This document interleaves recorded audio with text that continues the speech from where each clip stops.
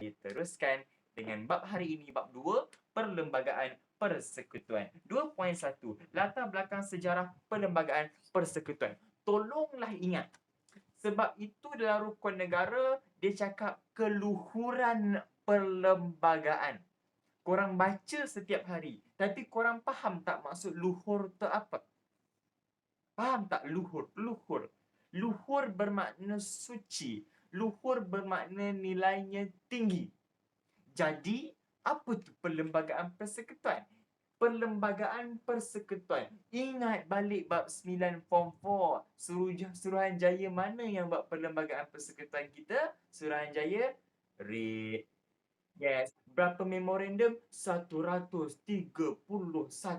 Rakyat bagi, UMNO bagi, raja bagi, semua. Kita bekerjasama buat undang-undang kita sendiri. Tetapi ingat, kenapa perlembagaan penting sampai kan ada bab dia? Sebab dia ialah satu-satunya undang-undang, satu-satunya undang-undang yang memegang semua orang di bawahnya. Tak ada orang yang berada di atas perlembagaan walaupun raja sekalipun.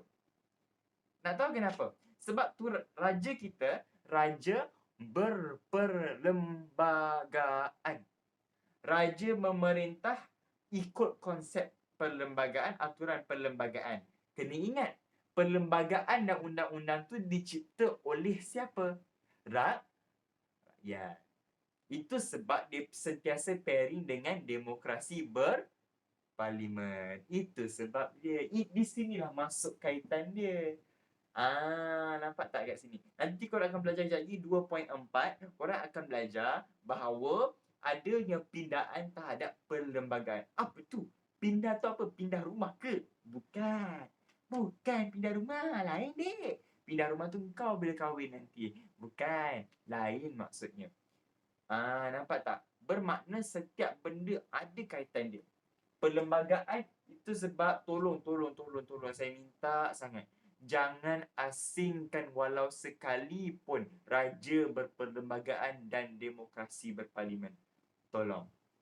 Please Kau buatlah apa pun dalam hidup kau. Jangan asingkan dua tu. Engkau keluar sekolah, kau pergi masuk U, engkau dah besar, dah kerja, dah kahwin, benda tu tak boleh asing. Itu sebab hari ini, raja-raja kalau dia buat salah macam mana pun, dia tak boleh dikenakan apa-apa hukuman lagi selagi dia tak langgar perlembagaan tu. Sebab dia raja berperlembagaan. Tolong ingat di situ. Jadi dia ni peraturan tau. Dia ni peraturan. Tetapi raja pun terkait dalam perlembagaan tu. Dia tak special tau. Raja pun masuk sekali. Dah sampai peringkat tertinggi dah. Jadi apa tu perlembagaan persekutuan? Peraturan tertinggi. Yes. Itulah datangnya maksud dia. Peraturan ataupun undang-undang. Sebab kita nak jadi lawyer kan bab ni. Peraturan ataupun undang-undang tertinggi sebagai teras pemerintahan negara. Okey. Sekarang ni, sebelum British datang, ni kita recap British. Sebelum ada sebab kenapa saya buat tengah-tengah ada batang dipancutkan dari kiri ke kanan. Tak whiteboard kan? Di tengah-tengah ada batang dipancutkan ke kiri ke kanan. Ini cara mudah untuk memahaminya. Kenapa? Sebab sebelum British datang sebelah kiri, kan macam kita buat iklan kat TV kan, iklan produk skincare kan, before after kan, before muka buruk hitam, so after putih melepak kan, di iklan kan, kan, Fair and Lovely kan, Fair and Lovely kan, ada lagu dia tu aku lupa dah, apa sapu sini apa, aduh apa nanti ganggu putih tu satu, dia ada iklan lagi satu yang menyanyi tu, aku lupa dah, nanti aku pasang kan. Tak apa, before after, so gunakan taktik itu. Gunakan kaedah dan teknik itu untuk memahami dia. Jangan menghafal saja. Kalau kau nampak kan, asas pembentukan perlembagaan bla bla kan, banyak benda kau nak hafal kan. Korang mana boleh hafal banyak sangat. Kan? Sejarah ni itulah dia banyak teks. Kan? Jadi macam mana cara untuk meringkaskan teks tersebut? Okey. Sebelum, before sebelah kiri. Okay. Bayangkan ini before sebelah kiri, ini after sebelah kanan. Bayangkan before sebelah kiri. Sebelum kedatangan British, sistem apa yang kita guna? Segitiga, raja di atas, rakyat di bawah. Ni sistem apa? Sistem pemerintahan beraja. So, bila sistem pemerintahan beraja, siapa gubal undang-undang? Raja. Siapa gubal? Raja gubal undang-undang. Kita jadi lawyer kan sebab ni semua pasal undang-undang. So, raja ni dikira sebagai pemerintah berdaulat. Dia iktiraf raja tu. Itu sebab korang recap balik zaman kedaulatan kerajaan bab 1 form 4. Dia ukur kerajaan alam Melayu kan. Kerajaan Melayu Melaka berdasarkan apa? Raja ke atas. Lepas tu sempadan pemerintahan berdasarkan taat setia rakyat. Betul tak?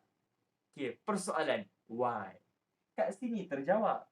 Sebab sebelum British, zaman-zaman Raja Mutlak dulu tu, sebelum datang demokrasi, raja dianggap berdaulat. Bukan negara tu. Sekarang ni yang kita belajar, negara tu berdaulat. Negara tu diiktiraf. Pemimpin silih ganti. Tetapi sebelum tu, sultan-sultan tu yang berdaulat. Jadi siapa setia pada sultan, dia jadi rakyat sultan. Maka dia jadi rakyat Melaka contohnya. Kalau dia tak setia dengan sultan Melaka, dia bukan rakyat Melaka. Sebab daulatnya bukan terletak pada negara. Daulatnya terletak pada raja ataupun sultan. Nampak tak perbezaan dia? Ya, itulah kaitan dia dengan bab 1 form 4. Dah mengulang gaji 2 bab dah kat sini. Dah recap dah bab yang itu. Barulah korang tak confuse. 2 bab ni benda sama sebenarnya. Ada segitiga sama. Tapi apa yang beza? Besar bezanya di sini. So, bilik ni sebelum. So, bila British datang after. Raja pun masih sama. Raja dijadikan pemerintah berdaulat. Tetapi dia tambah lagi. Selama ni undang-undang raja je buat. Betul? Beza di sini, dia ada perlembagaan. Raja pun termasuk dalam undang-undang tersebut. Raja-raja dah tak boleh buat undang-undang. Ini raja buat sendiri. Raja reka sendiri undang-undang. Ini dia tak boleh buat. Dia tertakluk dalam perlembagaan. Berbeza di situ. So, ada asas-asas perundangan dia. Ada asas-asas pembentukan perlembagaan tu sendiri. So, dulu ada zaman kerajaan Melayu. Sekarang zaman kerajaan Inggeris. Pemerintahan Inggeris. Soalan, kenapa dia tak ambil Belanda? Kita kan pernah dijajah Belanda. Kita pernah dijajah Jepun. Betul tak? Kan? Kenapa tak ambil dia orang? Kenapa buku teks tak comparekan zaman Jepun? Sebab Belanda dengan Jepun punya zaman satu pendek. Tak lama tau. Belanda tak sampai 100 tahun. Jepun 4 tahun. Bodoh 4 tahun je kan? Tak adalah. 4 tahun saja. Kan? And dua-dua negara itu, bila dia jajah negara kita, diorang tak buat undang-undang. Tak ada. Diorang sekadar menjajah. Dia tak mereka perlembagaan. Tak ada. Jadi diorang just menjajah kita, pergunakan kita, eksploitasi kita, seksa kita, itu dan ini. Itu saja. Itu sebab British pula datang sini, dia bagi semua benda. Dia buat macam-macam sistem. Dia modernkan itu, dia modernkan ini. Ada tak sebab dia? Ada. Dia bijak. Dia memodernkan kita, so dia boleh pergunakan kita dan eksploitasi hasil kita guna pemodenan yang dia buat. So, faham tak? Sekarang ni British datang, dia buat undang-undang. Jadi, dia gunakan undang-undang yang kita buat itu untuk mengenakan kita balik. So, kita akan secara zahirnya nak ambil hati. Nak kata, kita nak modernkan, nak agar teratur semuanya. Secara batinnya, bila ada undang-undang, orang Melayu tak boleh buat sesuka hati. Dia yang kontrol. Nampak tak? British nak mengeksploitasi. Jadi apa beza dia dekat sini? Beza dia ialah sini segitiga. Segitiga macam biasa. Apa benda segitiga itu? Raja sebagai pemerintah. Settle. Rakyat buat apa? Zaman Melaka memberikan taat setia. Satu. Dah 2 ciri dah. Kalau kau buat essay dah 2 isi dah. Betul? So taat setia. So dua-dua ni mewujudkan hubungan timbal balik HTB.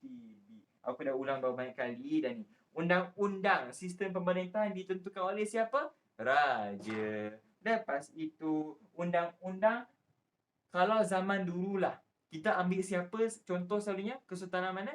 Kesultanan Melayu Melaka. Yes, sebab kerajaan dia lah yang paling kuat, yang paling power, yang paling maju, paling moden. Melaka dulu diiktiraf sebagai one of the best in the world. Betul. Kita pernah level-level dunia tau. Dia macam Melaka ni, dia macam Singapore, dia macam New York, Hong Kong zaman sekarang. Tapi dulu-dulu, zaman kuno punya tempat yang sangat strategik. Kan? Power kan Melaka. Kan? So, HDB satu, Raja Pemerintah satu. Tak, rakyat buat apa? Bagi taat setia satu. Dah settle. So, bila Melaka yang mempengaruhi, so everything, kita belajar law, kita belajar law. So, undang-undang, setiap negeri yang nak buat juga berpandukan undang-undang yang berada di Melaka. Contoh, satu, hukum kanun Melaka.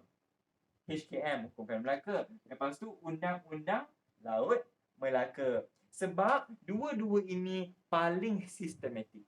Jadi negeri-negeri lain nak buat dia punya rujukan lah kan. Dia punya, oh macam ni. Nak check balik kan. Nak check, recheck balik. Guna dua ini. Yes. So, negeri mana? Negeri Perak, Undang-Undang 99 Negeri Perak. Lepas tu, Hukum Kanun Pahang. Lepas tu, apa lagi? Undang-Undang Johor contohnya. Semua undang-undang, setiap negeri mesti ada undang-undang. Kalau tak, kucak kacir rakyat. Tapi tengok siapa? Siapa rujukan mereka? Dua ni. Hukum Kanun dan Undang-Undang Laut Melaka. Sebab ingat, Melaka memang sangat power dulu. Sebab itulah dia jadi pusat rujukan. Itu saja. So, apalah jadinya bila undang-undang dan adat Melayu ni, zaman-zaman dulu ni, dah ada. Basic dah ada. So, mereka lah asas perlembagaan sekarang. Yeah. So, sekarang ni, bila dah Inggeris datang, yang basic dah ada, dia top up sahaja. Basic dah ada, top up sahaja. Basic dah ada, top up saja. Ingat kat situ. Fahamkan konsep dia dulu. Alright. So sekarang ni, dia jadikan panduan. Memanglah panduan dan juga kawalan kepada raja pembesar dalam pemerintahan negara. Kenapa? Sebab raja memerintah menggunakan undang-undang. Raja memerintah, dia buat undang-undang. Itu dekat mana? Before. Sebelum Inggeris datang, iaitu Undang-Undang Melayu. Apa beza dia dengan Inggeris? Saya pernah cakap kelas yang lepas. Kalau tak ada yang dulu, tak adalah yang sekarang. Betul? Tak ada yang dulu, tak adalah yang sekarang. Di sinilah bermulanya yang sekarang tu. Bila nampak dulu, raja je kontrol semua. Raja buat undang-undang. Undang-undang jadi rujukan. Semua negeri guna undang-undang. Jadi asas perlembagaan negara. Siapa start? Raja. Tapi siapa yang memulakan di pihak Inggeris pula? Inggeris pula, okay, tolong ingat. British start jajah negeri mana dulu? Ini orang selalu lupa. Orang terus ingat, oh British buat tu kat situ. Tapi orang tak faham kenapa. British mula masuk negeri pertama ialah Pulau Pinang, betul? Sir Francis Lye. 1786, buat timeline macam tak biasa. 1786 ke 1776? Sorry, lupa dah. Lepas Pulau Pinang, dia menjajah mana lagi? Melaka. Melaka dengan Singapura 1824. Ini perjanjian Inggeris-Belanda, betul? Inggeris-Belanda punya perjanjian tu dia buat apa? Bangka Hulu dengan bahagian Sumatera dia bagi Belanda. Melaka dengan Singapura dia bagi dekat British. Ingat tak dia bahagikan dua kawasan lingkungan pengaruh kan? Melaka apa? British dengan Belanda, betul? Ingat balik yang korang belajar form 3, form 2 tu. Dia berkaitan. So, bila dah ada macam ni, itu sebab korang ada yang seram bila kementerian kata untuk sejarah dia akan tanya soalan form 1 sampai form 5. Semua macam tengah-tengah. Bukan kita belajar form 1, form 5 je ke untuk KSSM? Yelah. Subjek form 4, form 5 asasnya di form 1 sampai form 3 tu. Korang je yang tak ingat. So tak payah belajar dah form 3 tu. Dah ada dalam otak. Ini sambungan sahaja. Sequelnya gitu. Boleh? Okay, so sekarang ni Pulau Pinang, Melaka dan juga Singapura. Perasan tak tiga-tiga negeri ni apa sebenarnya? Negeri Selat. Yes. NNS. Maka inilah yang special untuk British. Sebab itulah dia memulakan di situ. So sekarang ini dia start mengubah undang-undang di sini. Ini negeri yang dia dah pegang. Negeri lain masih orang Melayu. So dia pegang, dia buatlah. Dia nampak ni. Dia nampak Melaka. Oh, hukum kanun Melaka. Undang-undang Laut Melaka. British pun ada undang-undang. So dia translatekan bahasa Inggeris. Iaitu Charter of Justice. Itu saja. Ya. Charter of Justice. Translate dalam bahasa Melayu. Cuba translate. Charter bermakna piagam. Justice bermakna keadilan. Piagam keadilan. Samalah dengan perlembagaan. Cuma namanya dijenamakan semula sebagai British. Dia rujuk dengan undang-undang di England. Sebab British datang menjajah. Biasalah, bila engkau menjajah, engkau gunalah undang-undang engkau. Itu konsep dia. Okay? So, contohnya lah. So, hanya piagam yang bersesuaian saja digunakan. Contoh, kalau kat Penang, dia guna Charter of Justice yang sesuai untuk orang Penang saja, orang utara saja. Kalau untuk orang Singapura, dia banyak pelabuhan, maka dia guna charter untuk orang Singapura.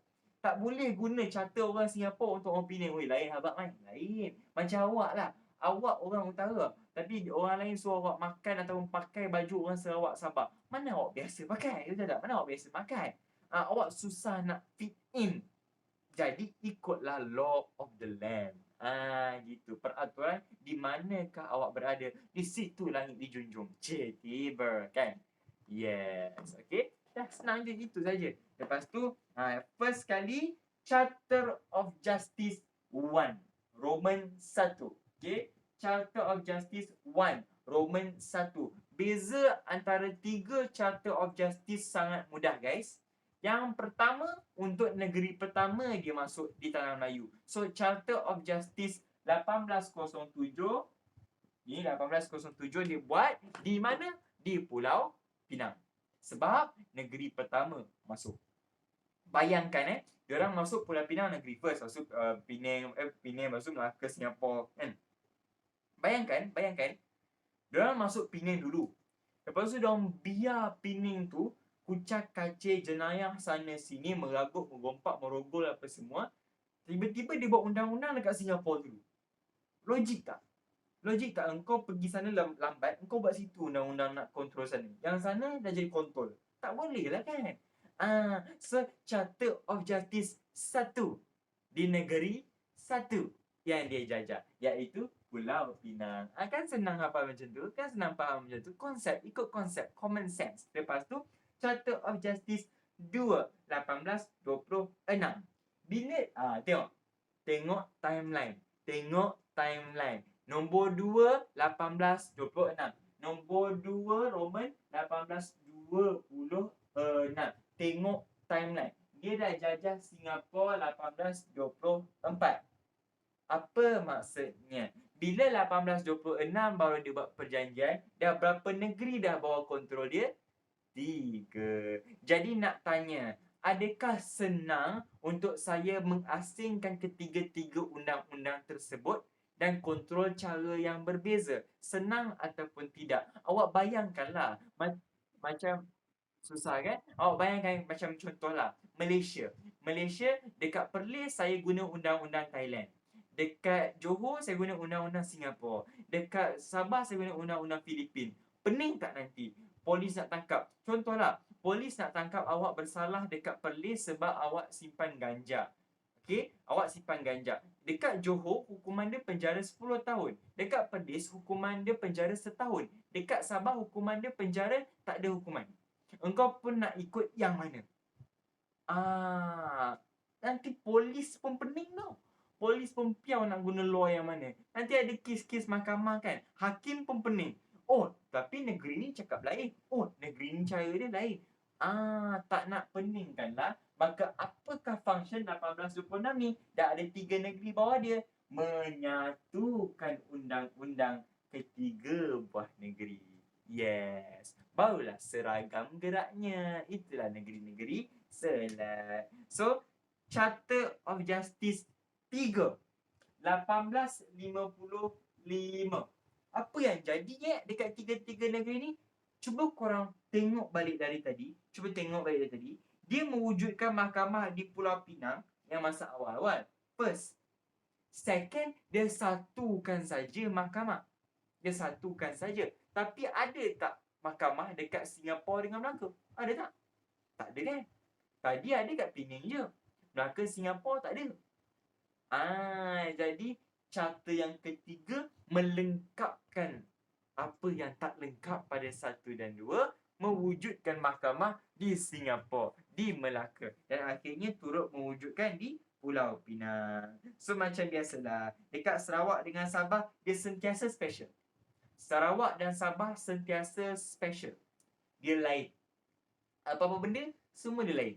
So dekat Sarawak dan Sabah, Sarawak ada Sarawak Application of Laws Ordinance. Ingat tak apa saya kata itu? Ordinance selalunya untuk Sabah dan Sarawak, kan? So menggunakan the common law of England. Macam biasa, guna undang-undang England. Dekat Sabah, guna Sabah Application of Laws Ordinance. Masih sama. So Negeri Selat memperkenalkan Charter of Justice. So apa dia nak? So macam biasalah. Kalau law lah, undang-undang lah, apa yang dia nak sebenarnya? Kalau awak nampak kan, lawyer ke parti politik ke apa, dia selalu guna simbol ni kan. Dia selalu guna simbol dacing. Betul tak? Dacing ni kan, dacing macam BN, dacing. Lepas tu dua-dua balance. Apa maksud dia? Dia start dengan A, D, S. Yes. Itulah functionnya undang-undang. Semua orang ada hak sama rata. Semua orang buat salah, kena hukum. Semua orang tetap kena. So, matlamat akhirnya mengelakkan berlakunya ketidakadilan dan juga penindasan. Yes, itu saja. Macam biasa saya nak katalah, Perlembagaan Sarawak dengan Perlembagaan Sabah sentiasa special. Sentiasa special. Sarawak. Apa yang jadi di Sarawak? Sebab apa? Kita dah merdeka kan? Dah. Tapi kita dah jadi Malaysia ke belum? Belum. Sarawak dan Sabah dah masuk belum? Belum. Maknanya dia masih dijajah British? Betul. Jadi apa saja yang dia buat mesti diputuskan oleh British. Maka perlembagaan dia pun berbeza dari perlembagaan di tanah Melayu. So Perlembagaan Sarawak 1996 dia bagi kuasa kepada Kaunsil Negeri. Kaunsil tu apa? Tak payah fikir panjang. Kaunsil translate BM. Majlis. Dah gitu. Tak payah nak pening-pening kepala. So majlis ini buatlah undang-undang. So Majlis Negeri itu ada 45 orang ahli dipengerusikan Ketua Setiausaha. Majlis tertinggi dipengerusikan oleh Gubernur. Majlis tertinggi. Sarawak ada majlis tertinggi. Sabah ada majlis undangan. Jangan confuse. Okay. So adalah Ketua Setiausaha, Setiausaha Kewangan, Peguam Negara, bla bla bla. So Perlembagaan Sarawak ini bagi kuasa kepada Majlis Tertinggi dan Kaunsil Negeri untuk buat apa saja yang dia nak. Buat undang-undang ke. So yang paling power dekat Sarawak masa itu, rakyat yang berkuasa ialah Majlis Tertinggi dan Kaunsil Negeri. Diorang dah merdeka ke belum? Belum. Tapi itu majlisnya untuk membela nasib rakyat. Sabah pula apa? Sabah pula Majlis Undangan, maksud lagi Majlis Kerja. So, Majlis Undangan bagi kuasa kepada Gubernur untuk gubal undang-undang dalam pemerintahan. Gubernur orang siapa? British lah. Dah merdeka belum? Belum. Sarawak, Sabah belum merdeka. Masih tanah jajahan British. Bukan negeri naungan ke? Kan dah kata hari tu dia pindahkan. Ingat tak? Brooke macam mana dia langgar Perlembagaan 1941, Sabah SDUB bagi British. Ingat, recap semula. Sampailah ke babak ini. Habislah 2.1. Dah siap. Tak ada benda dah. Tak ada benda dah. Habis dah 2.1. Yes. Senang kan? Okay. Saya padam sekejap.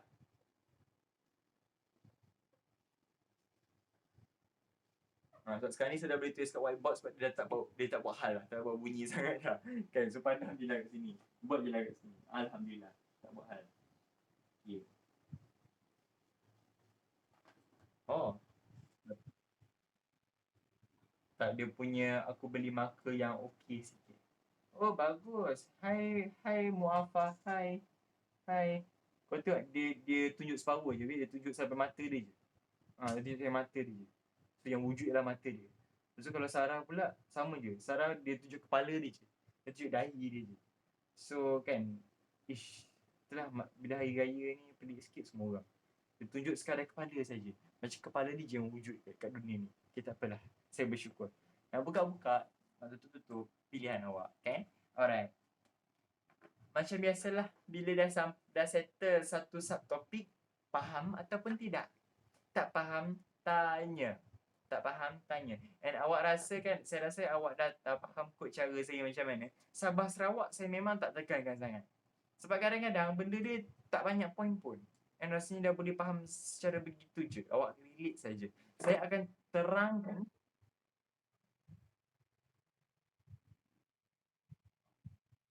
Oh, mana? Mana?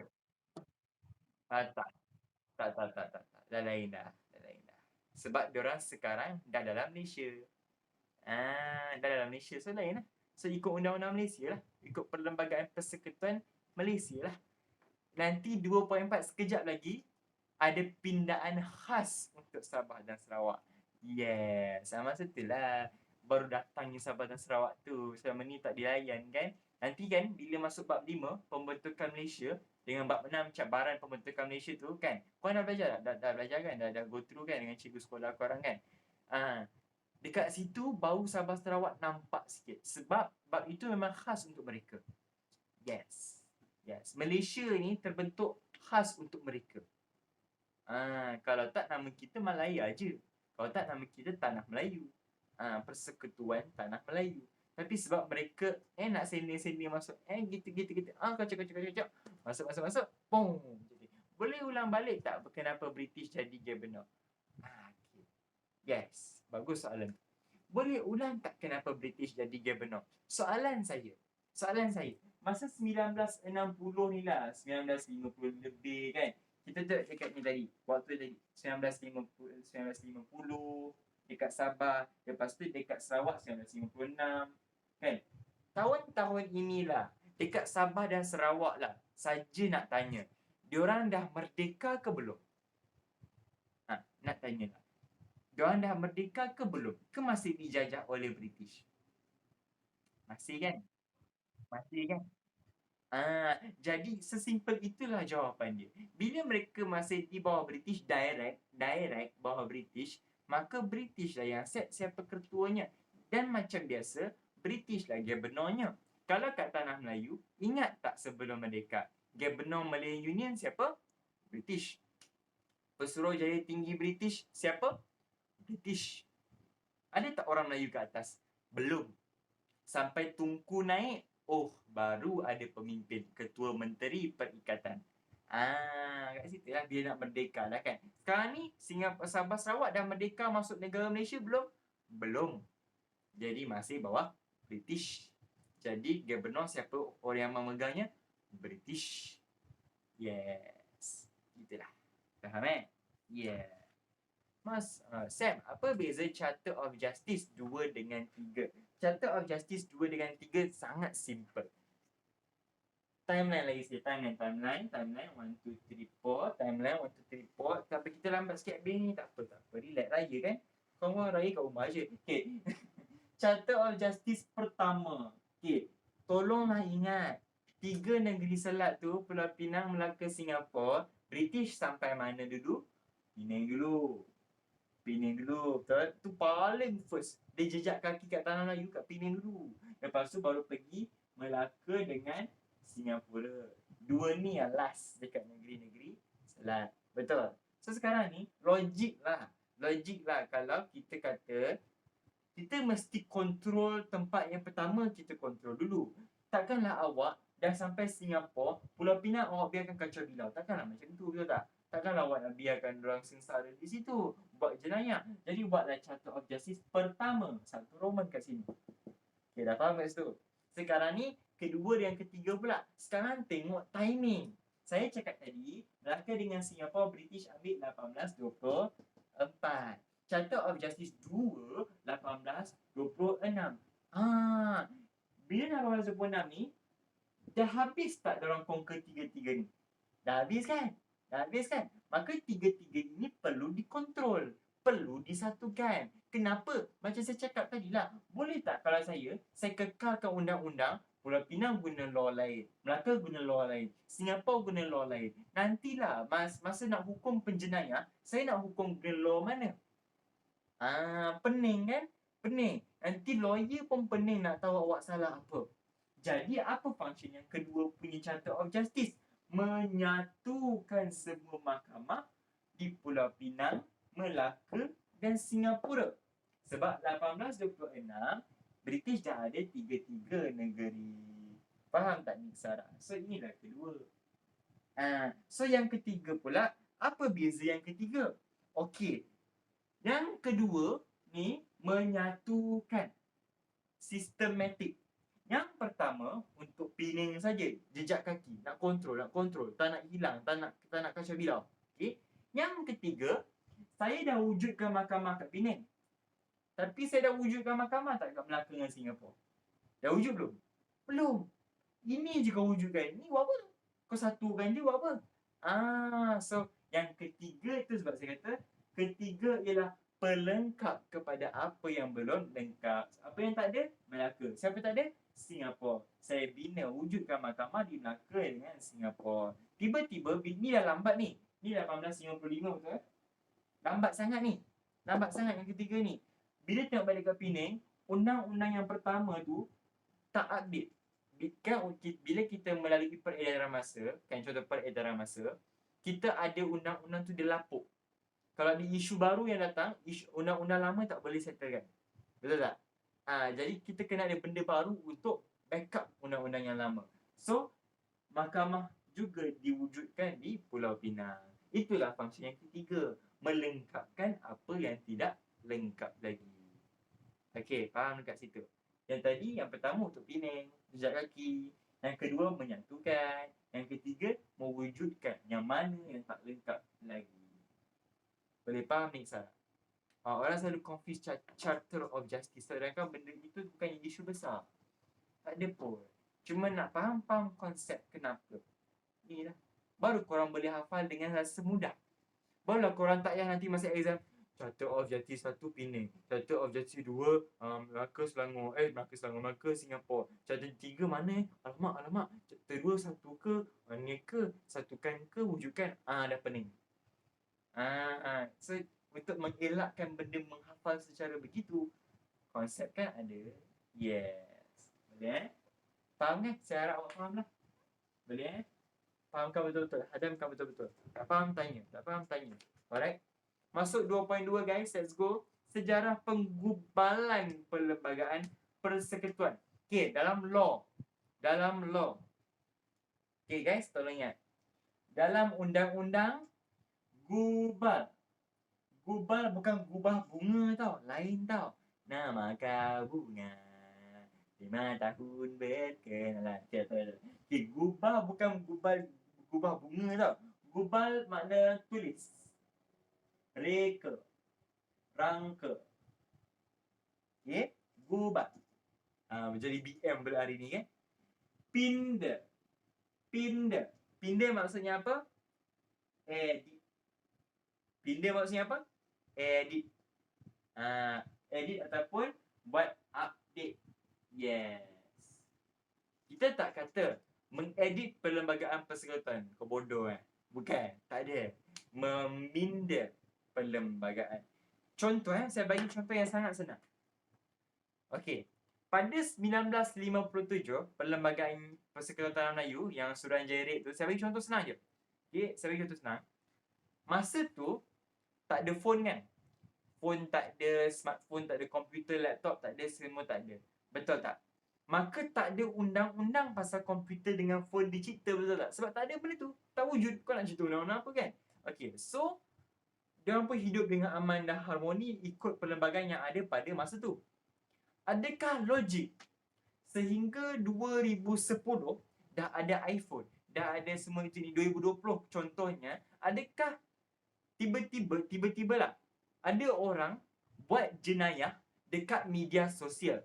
Okay, buat jenayah media sosial, contoh mencuri duit dari akaun bank orang, akaun bank online, ataupun menipu barangan kat Shopee. Bagi tahu saya guys, bagi tahu saya korang, adakah saya boleh gunakan perlembagaan 1957? Boleh tak saya guna? Boleh tak saya guna? Fikir betul-betul. Ada tak perlembagaan yang lama tu ada akta pasal teknologi? Ada tak? Fikir. Kamarul kau jangan blur-blur. Fikir betul-betul. Fikir. Tak ada. Jadi engkau nak tahan penjenayah tu berdasarkan undang-undang apa? Disebab kau boleh ke guna yang itu sebab benda itu tak ada dengan isu sekarang. Jadi kita nak pastikan undang-undang yang ada tu bolehlah guna untuk selesaikan isu zaman sekarang. Sebab itulah dia edit, sebab itulah dia update.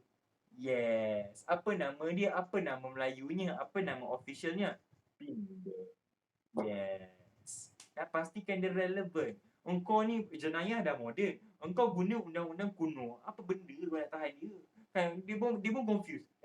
Kan dia ni mencuri duit online. Engkau ditahan menggunakan akta dagangan di kawasan pelabuhan. Dia macam, aku tak berniaga kat pelabuhan. Aku berniaga online. Kenapa akta dia akta pelabuhan? Engkau pun confused. Sebab tak ada akta yang untuk zaman moden. So sekarang kita nak modernkan akta itu, buatlah pindaan, edit. Yes. Faham kat situ? Itu sebab perlunya edit. Untuk kekal relevan, untuk mempertahankan undang-undang yang moden, yang zaman kini. Untuk isu-isu macam tu lah. Kan? Yes, very good. Okay, 2.2 agak sama dengan 2.1. Dia pasal sejarah penggubalan. Maksudnya kalau tadi sejarah dia dekat negeri Selat. Sekarang kita fokus pada sejarah tempat lain. Tadi fokus kat 3 tempat British tu saja. Sekarang 2.2 bermula 1887 sampai 1957. Sorry, 1877 sorry. 77 sampai 1957. Kalau awak kira dondang-dondang maybe akan dapat 80 tahun. Kan? 80 tahun kan? Okay. So macam biasa, buatlah timeline. So di negeri Selat, NNS sama dengan COJ. Tolong recall. NNS sama dengan COJ. Apa tu? Negeri-negeri Selat sama dengan Charter of... Yeah. So itu kita dah tahu negeri Selat. NNM dah tahu ke belum? Belum. So NNM tu apa? Negeri-negeri Melayu. Aku dah cakap, setiap negeri kena ada undang-undang. Kalau tak, hancurlah negeri itu. Tetapi kita baru belajar negeri bawah British tadi. Negeri Selat. Belum masuk negeri Melayu yang lain. Maksud sekarang kita masuklah negeri Melayu yang lain. Negeri pertama, siapa? Perak first. Soalan, kenapa? Kenapa Perak dulu?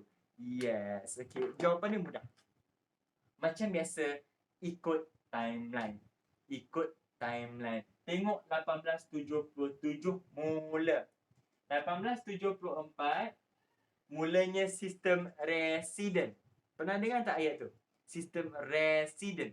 Kan penasihat British kat negeri-negeri Melayu kan? Dia mula start cucuk-cucuk pentadbiran negeri Melayu. Dia kata dia menasihat semua urusan kecuali agama Islam dengan adat istiadat Melayu. Dua benda je. Dia selalu macam tu, tak ada benda lain kan? Itu masih kuasa sultan, kuasa negeri. Tapi dia menasihat. So dia start dengan sistem presiden 74. 77 start gubal undang-undang dia. Maka dia dah start mencocok dah. Maka negeri Melayu yang mana yang first dia cocok? Cuba ingat balik. Dia cocok Perak dulu. Sebab itu macam keluarlah SPM 2020. Resident JWW Birch. Itulah residen pertama. Negeri pertama mana? Perak. So pembentukan undang-undang dilakukan pada yang sah. So kalau contohlah, ini belum merdeka. Before, after. Before ada NNS, MNM ni, selepas merdeka, siapa yang buat dan edit dan apa undang-undang? Parlimen. Sebab apa? Sebab kita berpegang pada satu je. Kenapa? Saya dah cakap dari awal, tolong jangan separatekan raja berperlembagaan dengan demokrasi berparlimen. Raja berperlembagaan, raja memerintah mengikut perlembagaan yang ditetapkan dan dibuat oleh ahli parlimen. Yes, itulah kaitannya, tuan-tuan dan puan-puan. Boleh? So, parlimen berkuasa penuh membentuk undang-undang negara. Membentuk undang-undang negara. So, dah merdeka, bila dah bentuk, kalau nak menegakkan kedaulatan negara ikut zaman biar relevan, adakah parlimen boleh meminda juga? Ya, dia boleh meminda. Yes. Ya. Itu sebab, ingat tak yang aku cerita, yang kena ada 2/3 majoriti lah kan, 2/3 undi parlimen lah. Di sinilah dia. Di sinilah dia. Dari 2/3 baru boleh edit perlembagaan tu. Begitulah. Boleh nampak Okey. So macam biasalah, tak ada benda lain yang saya nak buat. Kita buat timeline. 1877. Negeri mana first? Tolong. Negeri mana first? Perak dulu. Yes, Perak. Majlis Negeri Perak. Mesyuarat pertama, Majlis Negeri Perak. Tolong ingat kenapa Majlis Negeri? Sebab ni seolah-olah macam parlimen lah, tapi level negeri. Sekarang nama dia apa? DUN. Kan? Dewan Undangan Negeri. Kan? Dengar ayat tu. Dewan Undangan Negeri. Apa function dewan tu? Membuat, mengedit, meminda undang-undang. Perundangan negeri. Itu sebab, itu nama dia. Itu lahir nama dia. And Dewan Undangan Negeri itu, undang-undang mana tertinggi? Perlembagaan persekutuan. Nampak? Ni level negeri dulu. Lepas tu barulah level satu negara, perlembagaan persekutuan. Yes. Okay, boleh So, first start dengan Perak. So, di sini start. Sini start pembentukan undang-undang negara. Ni titik tolak dia. Ni first step. So, Perak lah bermula segala-galanya untuk negeri-negeri Melayu. So, dia menggubal undang-undang untuk negeri Perak. So, majlis negeri dekat negeri Melayu lain semua buat benda yang sama lah. Apa maksud titik tolak? Beginning. Macam orang Melayu. Okay, ni sebab negeri Melayu, guys. Orang Melayu dia ada sifat yang sama tau. Dulu sampai sekarang sama je. Contoh, dia nampak seorang ni berjaya berniaga pisang goreng cheese. Contoh. Apa yang akan jadi sebulan dua selepas itu ialah 5-10 orang yang lain akan menjual pisang goreng cheese. Yes. And yang paling best ialah dia menjual pisang goreng cheese kadang-kadang di warung sebelah orang yang awal jual pisang goreng cheese tadi. Yes, bermakna dia nampak orang tu berjaya, dia pun meniru orang tu buat benda sebiji sama dengan dia. So ada 10 gerai pisang goreng cheese sebabkan satu yang berjaya tu. So Melayu ni dia ada budaya meniru sikit lah. Dia ada budaya nampak orang berjaya je, dia jealous, dia pun buat benda yang sama. Sebiji. Nak berjaya macam dia, kononnya kan, tapi tak belajar dulu. Sebiji yang ni. Dia nampak Perak buat dulu undang-undang. Follow lah lagi. Baru negara lain follow. Gitu. Nampak? Lepas tu 1877. Lepas tu negeri lain pun buat. Lepas tu 1946. Timeline 45 baru habis Perang Dunia Kedua.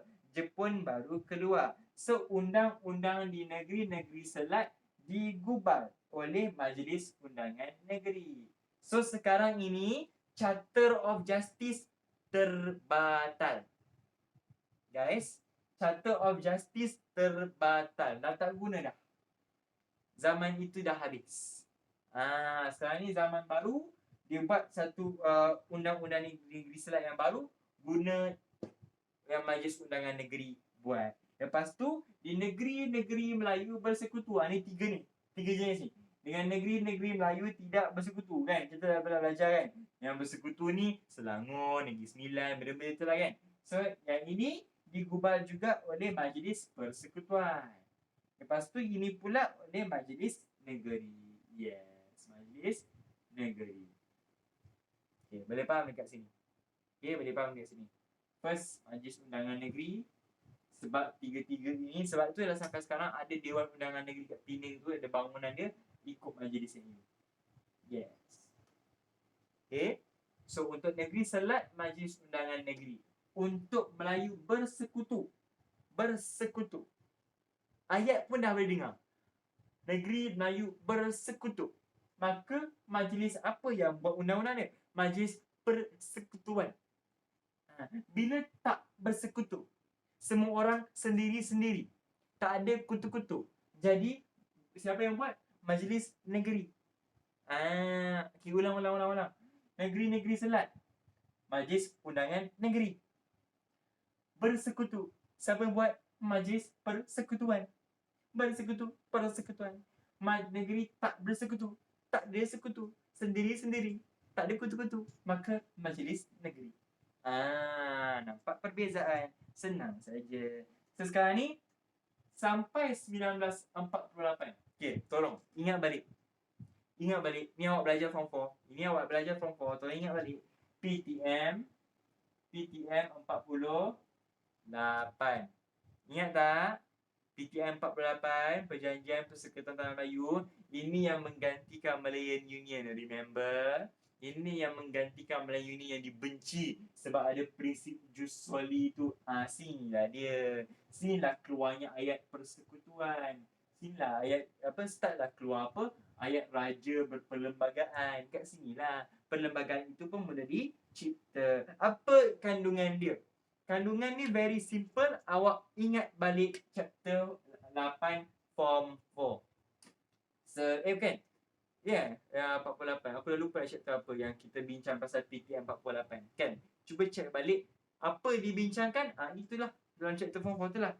Yang paling kalau kau dah lupa lah, yang kalau dah piau sangat, jus soli. Jus soli isu apa yang paling dihangat dibincangkan? Kewarganegaraan. Tak ingat? Ini mesti ingat. Kan? Tak ada benda lain. Sebab inilah kita sengsara. Inilah kewarganegaraan. Lepas tu pentadbiran kita. Pentadbiran kita tak suka gubernur, kita letaklah yang di Pertuan Agong. Lepas tu pentadbiran settle lagi-lagi. Contoh, nasib siapa? Orang Melayu. Raja-raja Melayu. Lepas tu perundangan. Perundangan kenapa? Chapter ini pasal law. Mestilah masuk law. Gitu. Siap. Adakah timeline dah satu hujung? Belum. So, mestilah ada yang last. Mestilah ada perakhiran dan juga penghabisan. 1957. Jangan cakap awak tak tahu. Sudah ulang berapa kali dah ni? Perjanjian Persekutuan Tanah Melayu 57. Siapa yang buat? Suruhanjaya? Red atau Kobok? Red atau Kobok? Red atau Kobok. Red. Yes, nampak dah start confused dah. Red.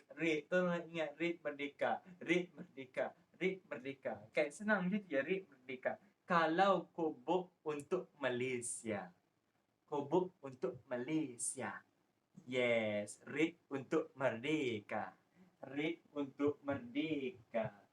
Kobok untuk Malaysia. Boleh? Yes. Orang selalu confuse. Okay, orang selalu confuse. So, macam yang saya selalu cerita lah. Kita punya undang-undang selalu guna mengikut model British. Sebab kita belum merdeka tau. Kan? So, ini adalah usaha akhir dia nak mempengaruhi negara kita. Itu sebab sampai sekarang kita susah nak maju. Sebab kita masih terikut sistem diorang. Undang-undang kita ikut sistem diorang. Parlimen kita ikut format diorang sikit. So, apa nama model dia? Westminster. Westminster ni nama sistem dan kerajaan di British. So, kita ikut Westminster. Nanti korang boleh search. Ada satu nama gereja ni, nama dia Westminster Abbey. Dekat UK. Westminster Abbey ni kan guys, dia tempat melantik Perdana Menteri, Raja-raja semua dilantik di sini. Bermakna dalam segi pemerintahan Westminster ni paling top lah dekat British. Kita pun terpaksa dia pegang Bible, dia pegang tongkat besar tu, lepas tu dia bersumpah I shall not as a king blah, blah, kan. Lepas tu dia berarak masuk ke ni Westminster. Model pemerintahan dia kita guna. Itu sebab identiti kita dari segi pemerintahan tu, dari segi undang-undang tu, alah. Itu sebab sampai hari ni guys, just nak secara umum, kita susah nak mengamalkan undang-undang Islam. Susah. Hudud kan ada satu parti politik tu nak dihudud, kita susah nak amalkan. Sebab kita punya sistem undang-undang ada undang-undang civil, undang-undang yang umum ni dah guna British punya cara, sistem. Jadi susah untuk kita kononnya nak kebebasan bersuara, begitulah. And contohlah awak take kerja awak hari ni ataupun esok ke awak free ke apa, awak pergi tengok dekat YouTube sesi perdebatan parlimen Dewan Rakyat kat Malaysia. Awak tahu lah setahun dua kebelakang ni ada video-video dia. Ada. Korang akan nampak contoh ahli-ahli parlimen yang kebudak-budakan kan, yang suka bergaduh kan. Saya tak nak bagi tahu lah siapa kat sini.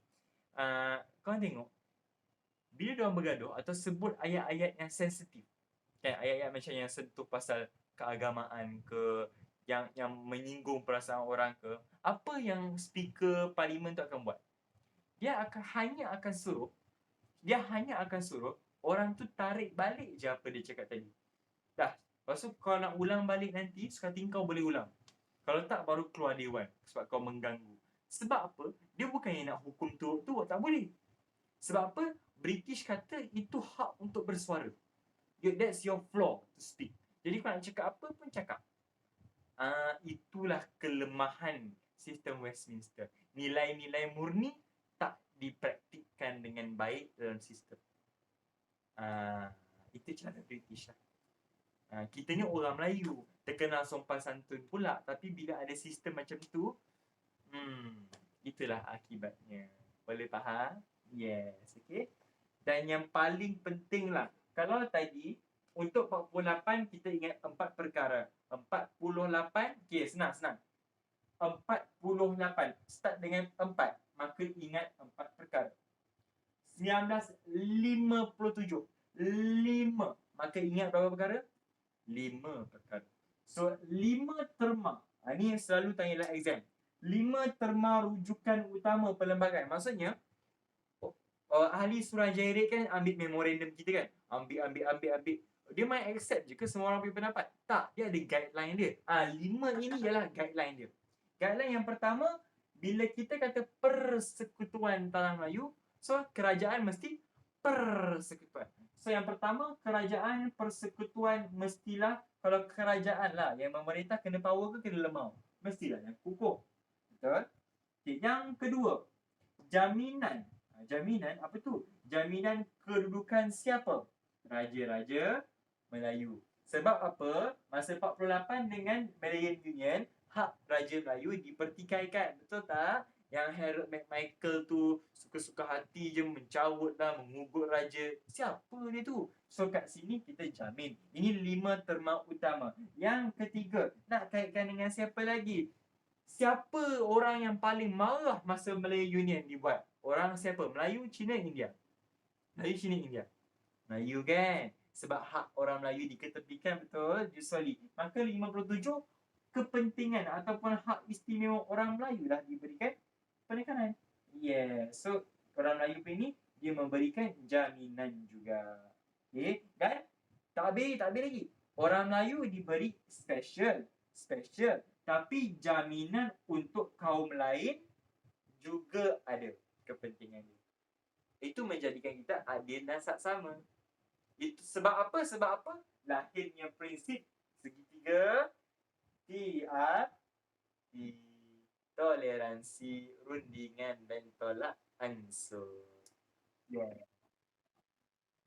Jadi sebiji sejarah ialah pengulangan semula. Itu sebab sejarah senang nak skor. Diulang lagi. Macam kan macam Bazir kan, macam Bazir dia buat buku teks sebab baru ni kan, sebab dia ulang benda yang sama. Tapi kena ulang sebab ini sistem dia. Nak merdeka, nak jadi satu negara, kena ada sistem dia. Awak semua kena belajar sistem dia. Itulah dia. Terpaksa. Tapi korang dah faham, korang dah tahu benda-benda ni kan, korang dah belajar masa form 4. Ulang balik. Anggaplah sebagai refresh. Okay? Yang keempat lah. Yang keempat, parlimen mesti ada dua. So ini nak cerita pasal perundangan, pasal lawyer. So mesti ada dua, iaitu Dewan Rakyat dengan Dewan Negara. Dewan Rakyat siapa ahli dia? Ahli parlimen, MP, Member of Parliament. Dewan Negara apa panggil dia? Senator. Tolong bezakan. Okay. Dewan Rakyat, MP, Dewan Negara, Senator. Senator ni dia tak semestinya orang politik. Macam awak tengok sekarang, Menteri Kewangan Tengku Zafrul bukan ahli politik tau. Dia banker. Kalau awak tengok Dr. Zulkifli, Menteri Agama sekarang, dia bukan ahli politik, bukan ahli parlimen. Tapi dia ialah seorang mufti KL dulu kan. Razi Jidin, Menteri Pendidikan kita, dia bukan ahli politik sangat. Tapi dia in order untuk dia jadi menteri, dia mesti ada kedudukan dekat antara dua dewan ni. Kalau tak, engkau dah langgar perlembagaan. Kan? So, dia nak letak kat mana? Dewan Rakyat, dia bukan ahli parlimen. Dia tak bertanding masuk parti. So, dia masuklah Dewan Negara. Agung lantik mereka special jadi senator. Baru boleh jadi menteri. Boleh faham? Ini sistem negara kita.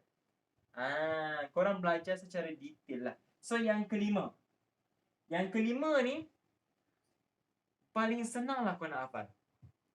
Apa isu paling besar masa zaman dulu yang menyebabkan kita kena buat semua perjanjian ni? Isu apa? Kewarganegaraan. Berapa kali aku nak ulang? Kewarganegaraan yang sama. Macam kita lah. Kita kan hari tu dah berdebat pasal benda ni kan. Pasal Jusoli kan. Malay Union dah kita tak nak.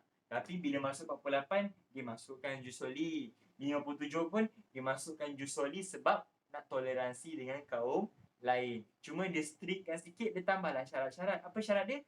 Kerakyatan secara undang-undang, normalisasi dengan kelahiran, betul tak? Dengan pendaftaran, betul kan? Dan normalisasi tu macam apa? Yang Mahmadus Sumareh, yang tu pemain bola, Dipola, macam tu. Kan ada kepentingan negara, dia bagi warga negara Malaysia, macam tu.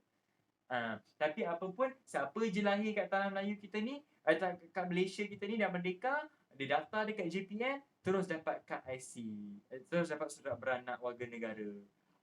Macam itulah. So, kerakyatan yang sama kat situ lah. Habislah 2.2. Dah tinggal 2.3, 2. Ya.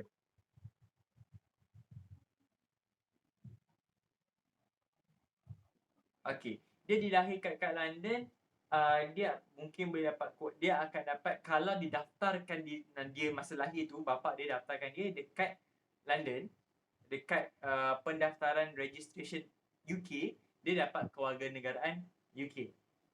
Tapi kalau lahir di sana and then dia contohlah, dia putuskan nak balik Malaysia, kan guys? Dia putuskan balik Malaysia.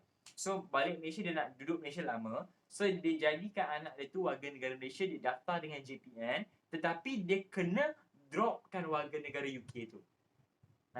Sebab Malaysia dia tak menerima rakyat yang ada lebih satu warga negara. Tak boleh. Engkau Malaysia je lah. Kalau engkau ada kewarganegaraan negara lain, mampus kau lah. Engkau bukan orang Malaysia lah. Macam tu. Melainkan kau dropkan yang tu, kau stay rakyat Malaysia. Gitu. Boleh. Memanglah guna Jusoli, memanglah kewarganegaraan yang sama, tetapi dia ketatkan syarat tu. Jadi kononnya memberikan keadilan lah kat orang Melayu yang dah memprotes tu kan. Faham kat situ. Alright. Siap 2.2. Dah pukul 11. Kita ada setengah jam 40 minit lagi. Kita push lagi 2.3, 2.4. Habis. Alright. Let's go. Yes.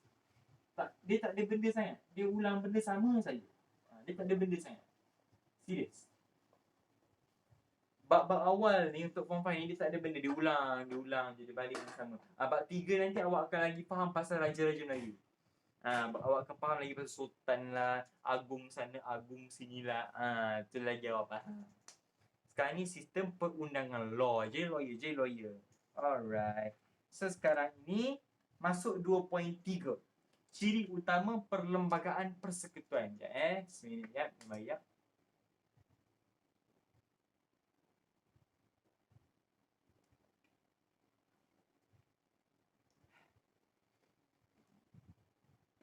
Okay, faham tak? 2.1, 2.2 faham? Okay, saya nak teruskan 2.3, 2.4 tapi kita start lambat tadi. Dalam masa sejam 2 subtopik dah settle. Kan? Semudah itu. Selalunya lah dekat sekolah kan, masa saya dulu dekat sekolah, nak habiskan satu subtopik tu seksa weh. Kadang seminggu pun tak habis. Kadang seminggu pun tak habis. Tak payah sejam lah, seminggu pun tak habis. Itu masa sekolah dulu lah. Rupanya sebab bila cikgu-cikgu kat sekolah mengajar, dia nak detail habis gila. And itu menyebabkan orang mengantuk. Itu sebab dekat bila kelas sejarah ramai tak suka kan. Sebab cikgu mengajar mengantuk. Macam tu. Okay. Bukan sebab apa. Kita bukan nak salahkan cikgu, tidak. Cuma caranya tu. Kan. Jadi bila saya ada ni, kenapa saya boleh habiskan 2 subtopik dengan cepat? Saya just point kan yang mana awak perlu faham. Storyline, cerita. Oh macam tu jadinya. Baru awak faham. Lepas tu adalah teknik sikit-sikit saya ajar awak kan. So awak lagi mudah untuk menghadam. Saya tak, awak punya cara hafalan kan, saya tak suruh awak hafal cara saya tau. Tak ada. Sebab setiap orang ada cara menghafalnya tersendiri kan. Kamarul cara hafal lain, Mu'afah cara hafal lain, Ain cara hafal lain. Maybe Ain hafal dari bawah sampai atas. Kan? Maybe Kamarul hafal dari muka surat last dulu sampai muka surat first. Aku pun tak faham. Maybe Sarah pula hafal dari muka surat atas sampai bawah. Nak hafal pula kena berdiri. Saya menyanyi lagu K-pop. Saya tak tahu lah kan. Cara orang menghafal lain. Tapi cara orang memaham dan menghadam itu kena tekankan. Lagi-lagi subjek membaca macam sejarah ni. Subjek yang banyak fakta macam sejarah ni. Jangan terkejutlah kenapa saya boleh habiskan satu bab dalam masa sehari. Saya tak tekankan semua. Saya minta awak tengok and faham jalan cerita. Dan awak sendiri boleh faham buat. Saya nak cerita sebelum tu. Saya berbangga sangat. Saya sangat bangga dengan Aimi, dengan Nik Sarah juga siapa yang baru hantar sehari 2 hari plus. Tadi Aimi baru hantar tadi. Kertas satu. Wah, dah 2-3 orang yang buat lagi kan. Wah, semua markah tinggi-tinggi. Atas 20, lebih atas 30. Bangganya saya. Saya bawa ajar awak sebulan lebih, awak dah macam ni. Bangganya saya. Ya Allah, tuanku. Dah conquer subjek. Kamarul tak apa. Kan tak apa. Kertas satu tak apalah. Tapi kau conquer kertas dua. Itulah pelik tu. Kertas dua kau conquer pula. Kertas satu kau select. Tak apa. Masa banyak untuk perbaiki. Tapi saya bangga. Terima kasih yang menjawab soalan-soalan tu. And update saya markah. Dah settle buat kertas dua lah. Pasal update saya markah juga. Kan nak nampak perkembangan awak. Namanya tutor kan. Saya bukannya robot ya. I'm not a robot. Saya tutor. Nak tahu je awak macam mana. Boleh? Okay. Saya sangat berbangga lah. Kebanggaan saya tu saya susah nak diungkapkan dengan kata-kata. Fish, kita bangga weh. Dia rasa macam bila cikgu yang mengajar tu, anak murid dia dapat markah tinggi. Ush, bangga. Lain macam tu. Bangga. Lepas tu saya pun nanti akan tibalah masanya bulan Ogos. Kelas last tu maybe saya terharu ke apa, tak tahulah kan. Kelas last kita bulan Ogos maybe pertengahan ke apa ke. Bulan Ogos, selama ni ada antara awak yang bayar bulan-bulan kan, dan terus bayar sebulan kan. Nanti bulan Ogos saya rasa untuk Ogos sajalah, sebab Ogos sampai pertengahan je, bukan sampai hujung kan. So maybe awak dah tak payah bayar bulan-bulan dah lah. Awak bayar terus maybe kalau contoh ada 5 kelas, so bayarlah satu kelas RM10 macam biasa kan. So RM10, maybe kalau ada 5 kelas tinggal, bayar 50, dah habis kat situ. So dia senang macam tu.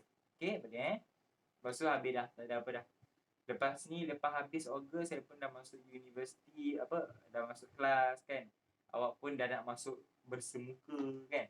Jadi saya boleh menolong dari segi awak tanya soalan, saya jawab. Lepas tu setiap minggu saya akan hantar latihan. Jawab, buat. Nak update lah. Tak faham, tanyalah. Guna konsep yang saya dah ajar. Sekarang ni saya dah nak habis dah ajar awak dah. Hari ni nak habis dah buat 2. Sabtu ni bab 3 pula habis. Habis tau. Minggu depan bab 4, bab 5 pula habis. Lepas tu masuk Ogos. 5 bab je lagi tinggal. Kan? So, perjalanan itu jauh tak kurasa. Kerana hatiku melonjak sama. Ingin berjumpa sanak saudara yang selalu bermain di mata. Nun menghijau gunung ladang rimba. Oh, itu lain. Itu lagu. Kan? Ada. Okay. Saya teruskan. 2.3. 2.3 best. 2.3 tolong ingat satu saja.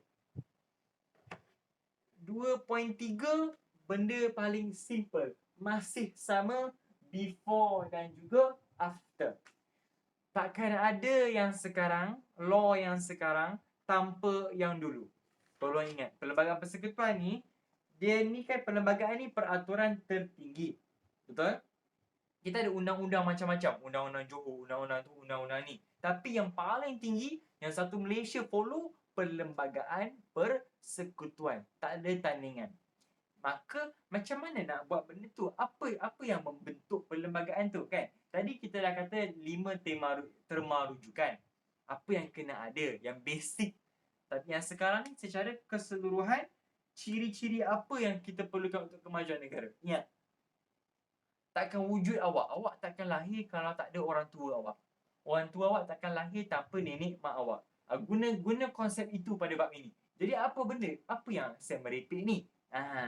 Takkan adanya ciri moden tanpa ciri tradisional. Yes. Takkan adanya perlembagaan moden yang sekarang tanpa perlembagaan tradisional. Perlembagaan persekutuan paling tinggi, paling stabil, paling bagus, paling mantap. Maka benda yang mantap selalunya dia mesti balance, adil, saksama. Betul? Mesti balance, adil, saksama. Maka dalam perlembagaan persekutuan mesti ada tradisional, mesti ada moden.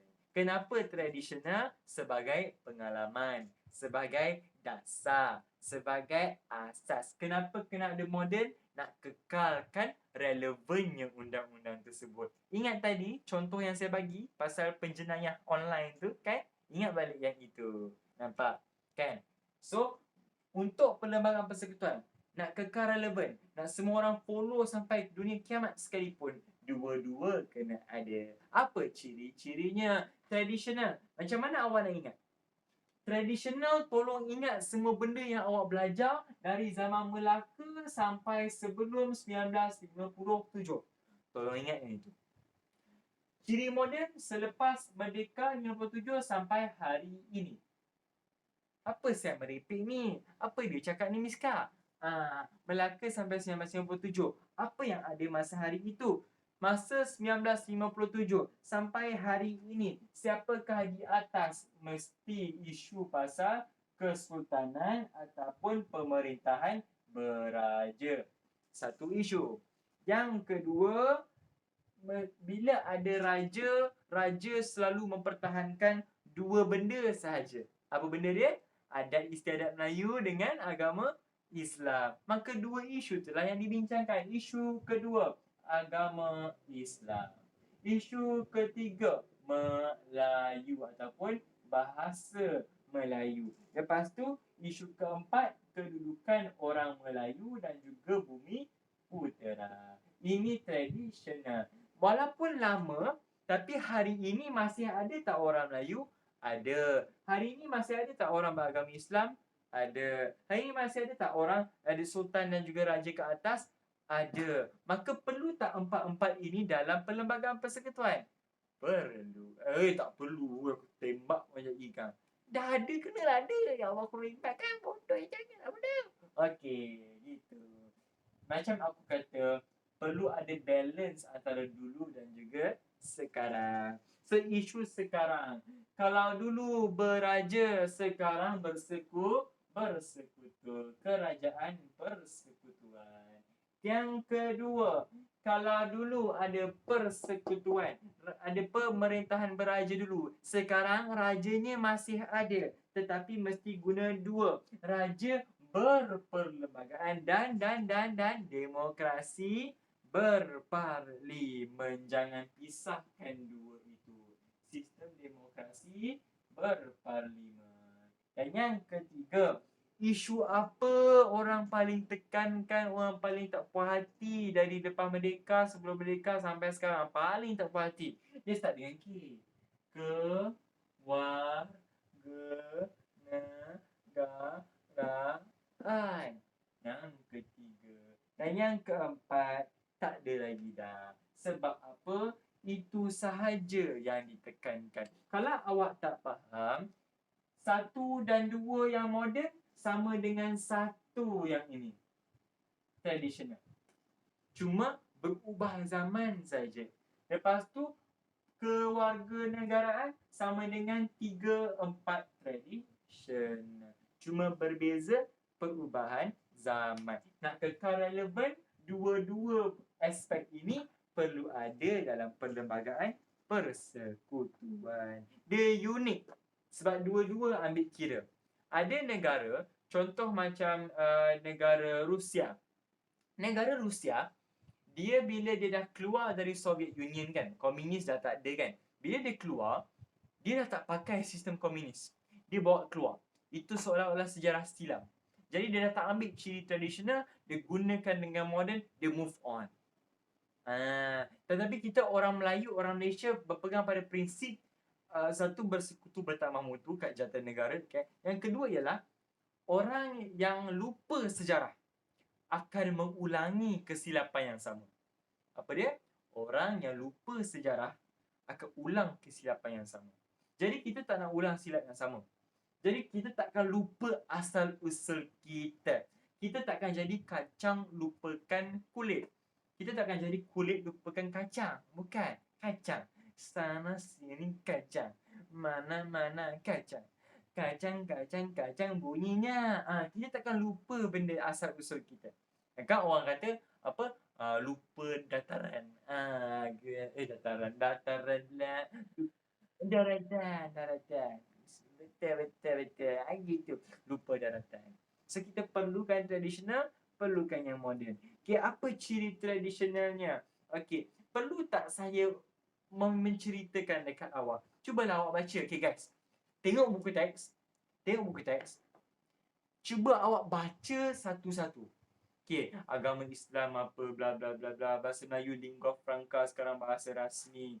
Lepas tu kedudukan orang Melayu Bumiputera apa, bawah kuasa bila dah merdeka yang di-Pertuan Agong bla bla bla, Melayu Bumiputera, kepentingan asal kaum lain. Lepas tu kerajaan persekutuan, negara kita persekutuan kuasa. Lepas tu ditubuhkan Sabah Sarawak, diberikan autonomi. Bila awak baca, sedar tak yang awak sebenarnya dah repeat apa yang awak belajar sebelum ni? Cuba baca secara sepintas lalu. Baca. Sedar tak yang awak seolah-olah mengulang kaji je bab-bab sebelum ni yang awak baca? Kan? Sebab dia ulang balik. Dia ulang balik. Sama je macam bab 1 form 5. Dia ulang balik je apa awak belajar. Cuma saya nak bagi penekanan kat beberapa perkara lah. Sikit je lah. Okay, jom kita tengok one by one. Pertama, kesultanan atau pemerintahan beraja. Okay, kita baca. Okay, yang saya nak tekankan ialah yang di-Pertuan Agong. Dia diperuntukkan melalui perlembagaan, ada pemerintah tertinggi negara kan, ketua utama negara.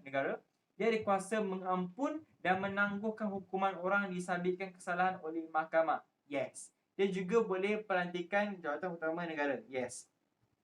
Maksudnya dia ada kuasa eksekutif, mengampun, menangguhkan, tonggak kehormatan dan keadilan. Okay, macam mana menangguhkan dan mengampun? Maknanya, kalau orang tu penjenayah, agung ada kuasa dia untuk mengampunkan. Okay, contoh yang paling senang, tahu tak Datuk Anwar Ibrahim? Datuk Seri Anwar Ibrahim, tahu tak? Ketua Pembangkang sekarang. Okay, dia dia masa PH menang pilihan raya 2018 kan, dia masih dalam penjara atas kesalahan yang didakwa dia lah tu kan. Tapi Agung masa tu, dia memberi pengampunan kepada Datuk Seri Anwar Ibrahim. Akhirnya Datuk Seri Anwar dibebaskan dari penjara. Tak habis lagi. Hukuman tak habis. Tapi Agung ampunkan. So itu hak Agung. Itu power dia. Agama Islam apa lagi? Bla bla bla, dah merdeka, bawah kuasa raja. Okey. Nanti awak akan belajar bab 3 dengan bab 4. Sistem persekutuan semua ada senarai negeri, ada senarai persekutuan. Agama bawah negeri. Itu sebab hari ini SOP negeri-negeri lain. Betul tak? Dekat Perlis dah boleh sembahyang ramai-ramai. Dekat Sabah dah boleh semayang macam mana. Dekat KL dah boleh semayang hanya ahli karyah saja. Awak memikir, kenapa lain? Sebab setiap negeri, setiap sultan dia ada hak ke atas urusan agama Islam negeri dia. Itu sebab ada jabatan Jais Selangor. Itu jabatan Jaid Kelantan. Kan? Ada jabatan masing-masing. Ada kuasa masing-masing. Sebab agama bawah urusan negeri. Boleh faham dekat situ. Lepas tu apa lagi? Bahasa Melayu lingua franca. Lepas tu kerajaan persekutuan. Okay, dia kata Sabah Sarawak bila ada Malaysia dia diberikan autonomi. Autonomi. Apa benda tu? Ekonomi ke? PES ke? PES ke? PES ke? Bukan.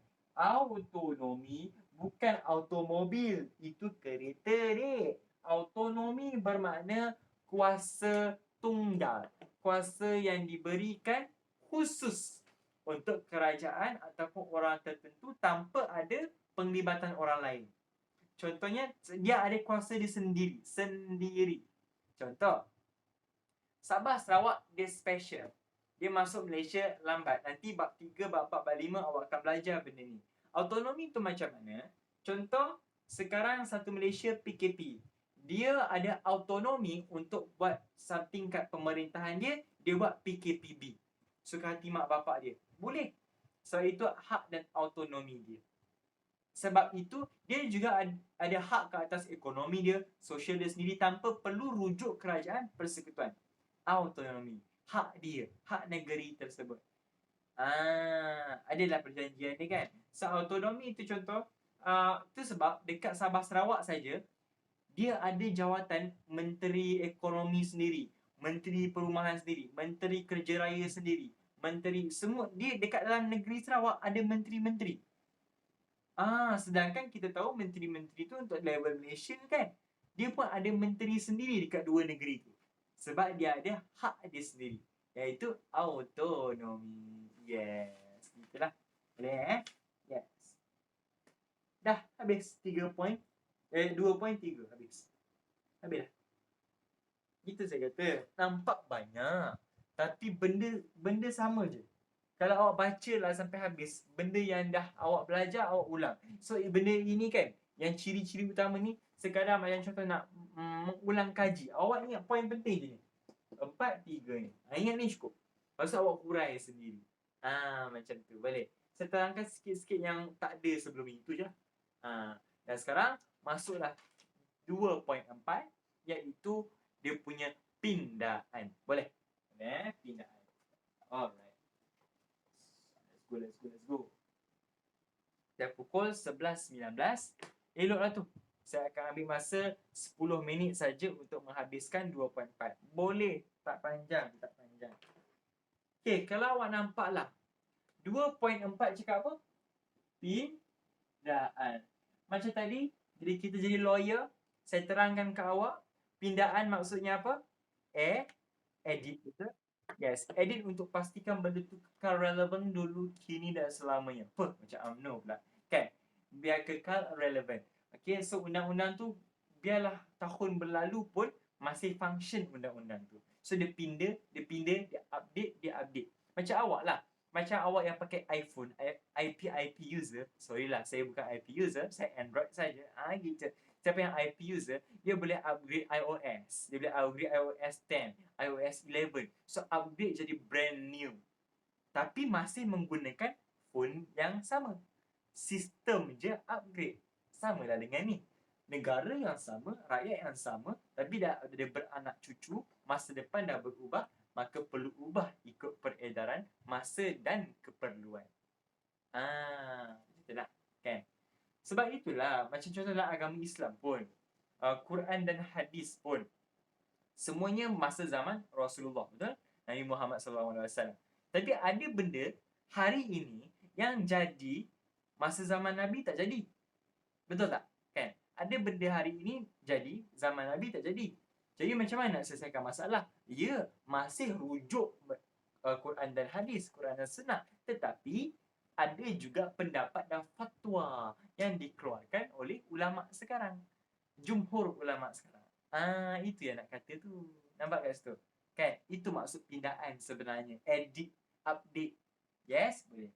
Okay, so pindaan perlembagaan 63 dengan 65. Asas untuk dua-dua ni, 63 ni, ialah asasnya mesti PTM 57. Hasil daripada Suruhanjaya Red Merdeka Kobok Malaysia. Red Merdeka Kobok Malaysia. Macam tu. Ingat macam tu. So, PTM 57 membuka laluan untuk 63 dengan 65 punya pindaan. Editing. Soalan, kenapa? Buatlah timeline. 57 kita merdeka. 63 16 September 1963. Apa jadi? 16 September 1963. Kita sambut hari apa? Hari Malaysia kan? Yes. Kat 57 nama saya Malaya tau. Dekat 63 nama saya Malaysia. So daripada Malaya, tukar Malaysia, okay, apa huruf yang masuk dalam? Huruf S dengan I.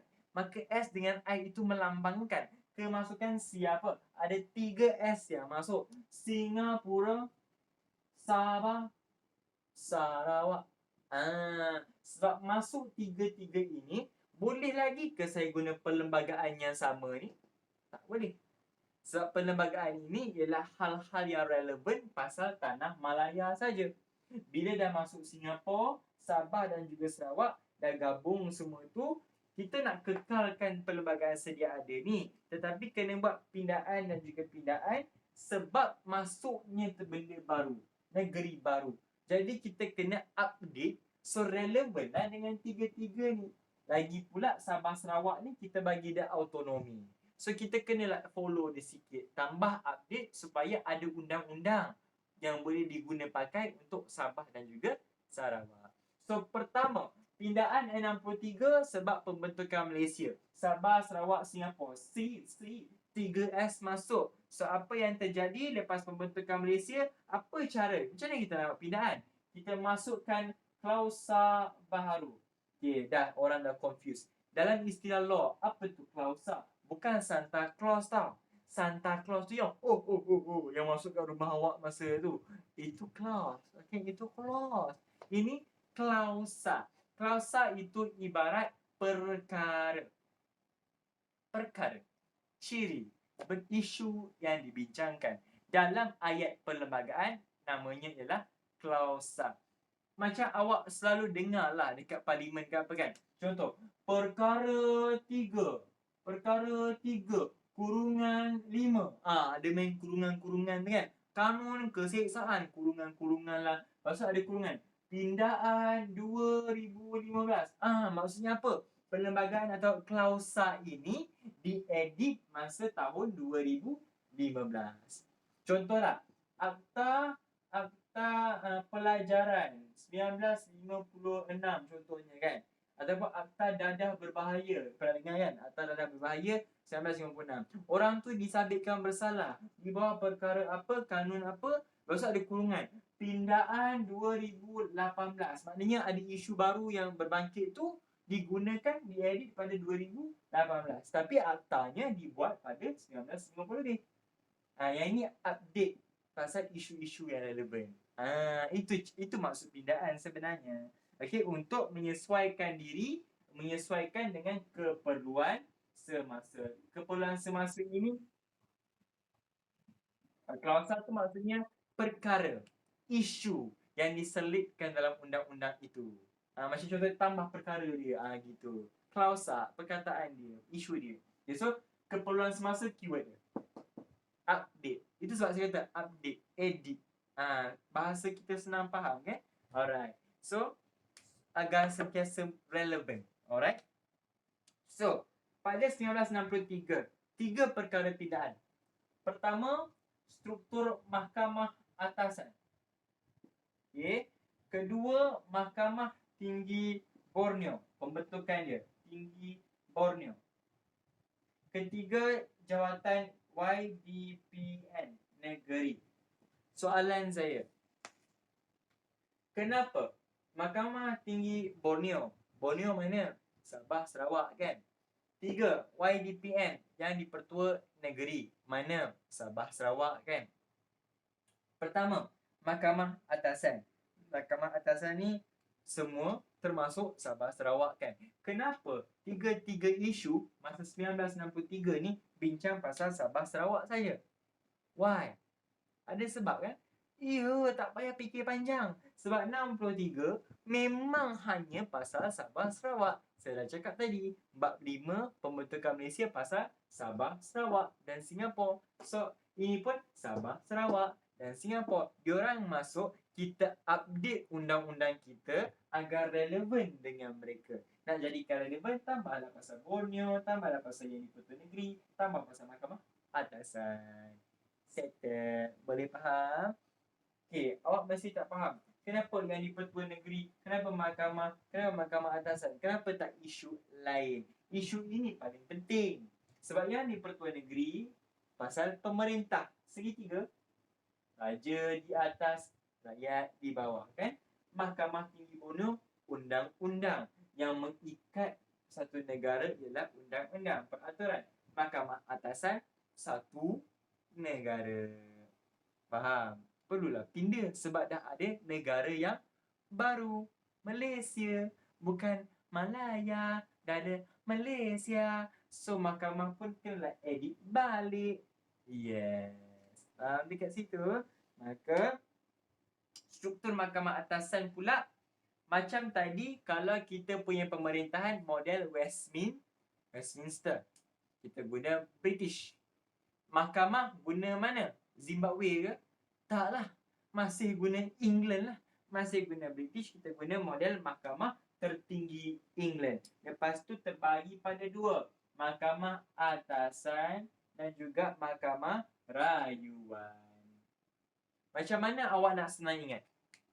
Senang ingat macam ni. Kalau penjenayah buat salah, disabitkan bersalah, di mana? Mahkamah atasan. Tapi dia rasa dia tak bersalah. Lawyer dia kata, saya kata dia tak bersalah. Bukan Madagaskar. Bukan. Itu yang alat morik. Lain. Yang singa menari, yang zebra menari.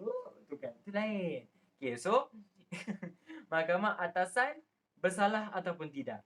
Awak kata tak bersalah. Lawyer saya kata tak bersalah. Maka saya bawa ke yang lagi tinggi, mahkamah rayuan. Merayulah. Maybe kurangkan hukuman ke, batalkan hukuman ke. Yeah, so 2 ini saja yang diterima. Lepas tu, bila Malaysia dibentuk, Persekutuan Malaysia 1963. So, mahkamah apa paling tinggi? Mahkamah Persekutuan. Senang Mahkamah Persekutuan. So, mahkamah atasan diwujudkan di 3 tempat lah. Tanah Melayu, Sabah, Sarawak. Siap. So, dengar mana-mana persoalan. Persekutuankan negeri ke?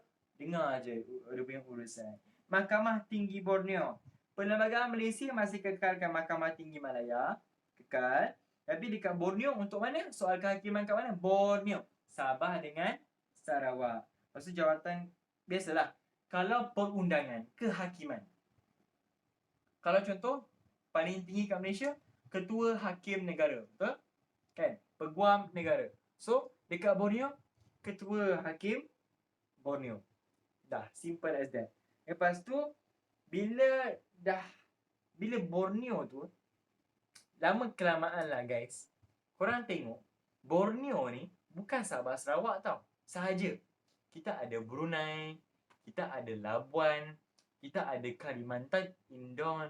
Jadi sesuai lagi ke kita panggil ketua hakim Borneo? Adakah hakim itu mewakili Kalimantan juga? Tak kan? Hakim tu mewakili Brunei juga ke? Tak kan?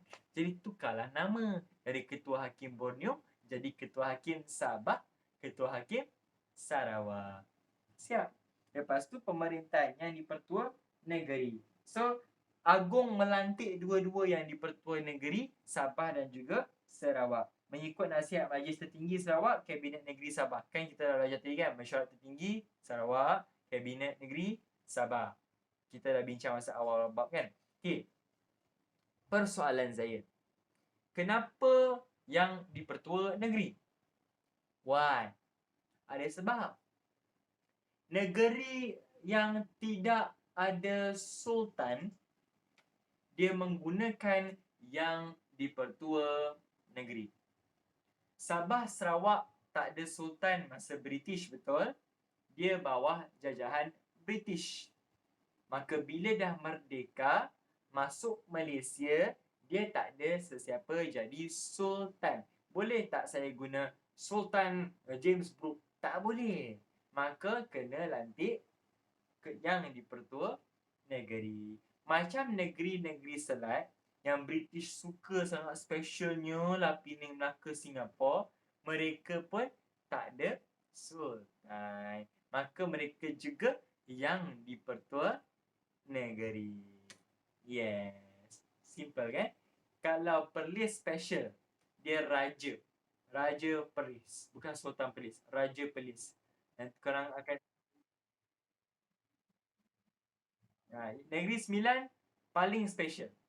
Yang dipertuan besar. Dia special. Dia special. Kenapa kau pelik? Kenapa dik? Kenapa dik? Kenapa ni? Apa? Kenapa? Kan? Yang dipertuan besar sebab Negeri Sembilan satu ada 9 undang kan? 9 undang. Satu-satu. Yang kedua, Negeri Sembilan gunakan sistem adat perpatih. Itu sebab lain sistemnya. Kita semua ni guna adat temenggung. Dia adat perpatih. Okay, last sekali. Dah habislah 63. Dah habis dah 11.30 dah. Okay. Dah habis dah 63. Timeline yang terakhir. Timeline ini berakhir di mana? 1965. Apa yang jadi? Kalau tadi dekat Malaysia, ada 3S masuk Malaysia. Sekarang 1S keluar. Singapura out. Kalau main Running Man, Singapura out. Kita cabutan nama. Singapura out. Kim Jong-kook out. Gitu. Tiba masuk Running Man. Ya, betul. Saya minat Running Man. Betul. Saya minat saya tak lepas satu episod pun. Dari 2010 Julai tu sampai Gary keluar. Sampai Gary keluar Running Man, lepas tu saya dah start macam dah tak tengok. Lepas tu dah start sibuk dengan sekolah dah kan semua kan. Dah tak tengok sangat dah.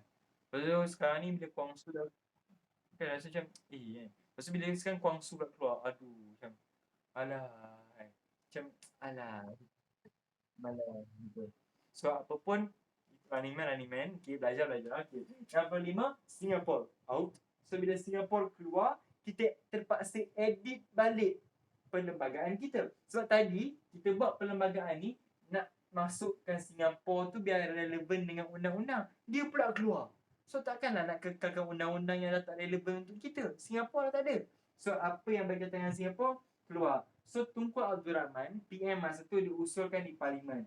So dinamakan Pindaan Singapura. Ingat 65. 63 dah Malaysia dah. Tapi bila dia keluar dari Malaysia sebab isu-isu tertentu, korang akan belajar pada bab 6 nanti, dia keluar. So semua yang berkaitan dengan Singapura dimansuhkan. Apa maksud mansuh? Mansuh bermaksud batal selama-lamanya. Apa beza mansuh dengan bubar? Guys, bubar sementara. mansuh selamanya. Bubar, session ended. Contoh. Mansuh, cancel forever. Boleh faham? Contoh. Peperiksaan UPSR dimansuhkan serta-merta. Maknanya, maknanya takkan ada dah UPSR pada masa hadapan. Sesi Parlimen 2021 dibubarkan untuk memberi peluang pilihan raya. Takkanlah Parlimen dah tak ada dah.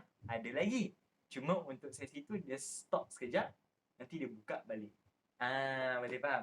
So, contohnya hal immigration, kewangan, luar negara, pertahanan, semua pasal Singapura, semualah. Immigration, pertahanan, kewangan, everything pasal Singapura, syuh, engkau bukan part of us lagi dah. Engkau dah negara luar dah. Pendatang. Gitu kan. So, habis. Alright? Okay.